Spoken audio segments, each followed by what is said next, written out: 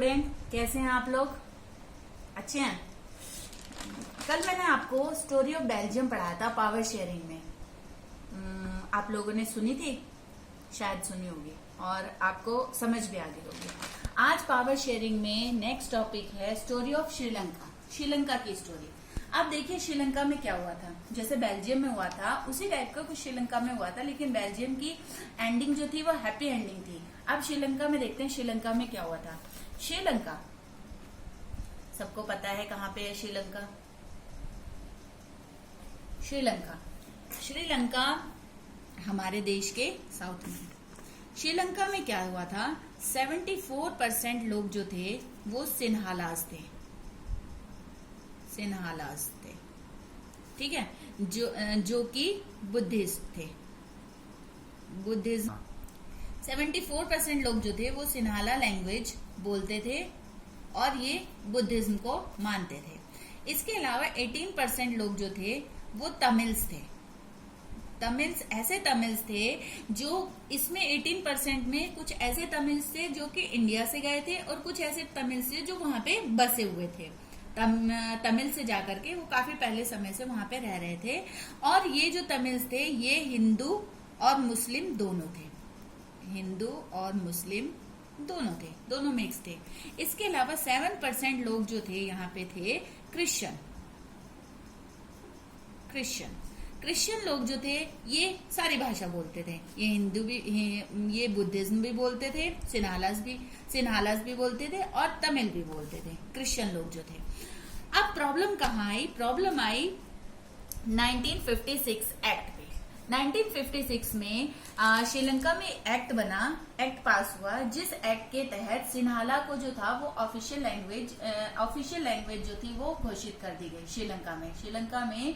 1956 act के तहत वहां पे सिन्हाला जो लैंग्वेज थी उसको ऑफिशियल लैंग्वेज घोषित कर दी गई। गवर्नमेंट ने फेवर किया सिन्हाला स्पीकर्स को, जो सिन्हाला बोलते थे। जो 74% सिन्हालास थे उनको प्रेफरेंस दिया जॉब्स में और एडमिशंस में। जो बड़े बड़े कॉलेज थे, यूनिवर्सिटीज थी, उसमें एडमिशन इन्हीं सिन्हालास स्पीकर को मिलता था और जॉब्स भी नहीं मिलती थी।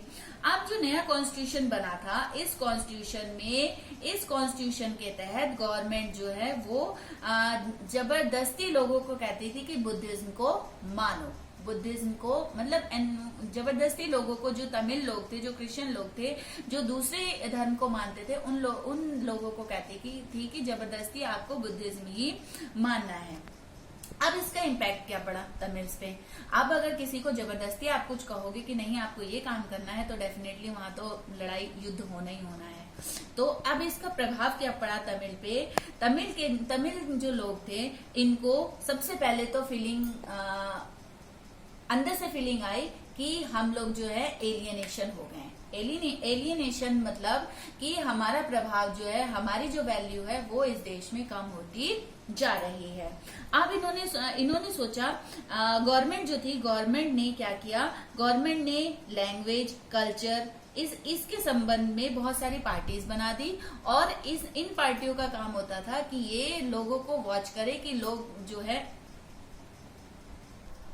इन तमिल्स को ये लगता था कि गवर्नमेंट जो है वो हमारे लैंग्वेज, हमारे कल्चर के बारे में नहीं सोच रही है, हमारे सिर्फ बुद्धिज्म के बारे में सोच रही है। हमारा लैंग्वेज, हमारे कल्चर, हम लोग जो है हमारे बारे में गवर्नमेंट को कोई भी परवाह नहीं है। ये सोचते थे कि गवर्नमेंट जो है, कॉन्स्टिट्यूशन जो है वो हमारे अधिकारों को भी खत्म कर रही है। हमारे अधिकार कैसे? जैसे कॉन्स्टिट्यूशन के लिए अधिकार, कॉन्स्टिट्यूशन का अधिकार है और भी बहुत सारे अधिकार थे। इनको ऐसा फील होता था कि ये गवर्नमेंट जो है ये हमारे अधिकारों के लिए नहीं काम कर रही है।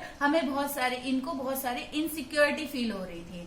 इनसिक्योरिटी के कारण जो था, इन तमिल्स ने बहुत सारे आंदोलन किए, बहुत सारे काम किए। क्या क्या काम किए? इन इम्पैक्ट के कारण तमिल्स लोगों ने क्या क्या काम।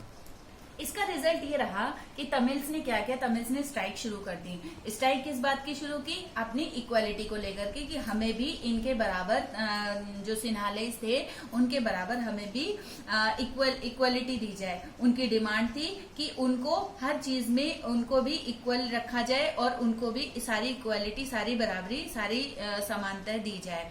तमिलों की डिमांड थी कि उनको अलग से एक कंट्री दी जाए, अलग से उनको नॉर्थ ईस्ट, श्रीलंका के नॉर्थ ईस्ट पार्ट में उनको अलग से एक वो दिया जाए, अलग से उनकी कंट्री बना दी जाए, जैसे पाकिस्तान ने पाकिस्तान बना था, इस तरीके से। दूसरा तमिल लोगों की जो ये मांग थी, इन मांगों को जो वहां की गवर्नमेंट थी, जो वहां की सिन्हाला सरकार थी, उसने खारिज कर दिया, मना कर दिया। क्यों मना कर दिया? क्योंकि वो वहां पे सिन्हालास को ही प्रेफरेंस देना चाहती थी। इसका परिणाम क्या हुआ? वहां पे सिविल वॉर आई। जब आपकी डिमांड कोई मना कर देता है तो क्या करते हो? हम खाना नहीं खाएंगे। उसी तरह वहां पे भी सिविल वॉर हुआ और सिविल वॉर में जो है वो बहुत सारे लोग, हजारों की संख्या में लोग जो है वो मारे गए। सिविल वॉर जो है, सिविल वॉर से वहां की इकोनॉमिकली और कल्चर लाइफ जो थी, वहां की अर्थव्यवस्था, वहां की कल्चर लाइफ, वहां की उस कंट्री की अर्थव्यवस्था, सब कुछ तहस नहस हो गई।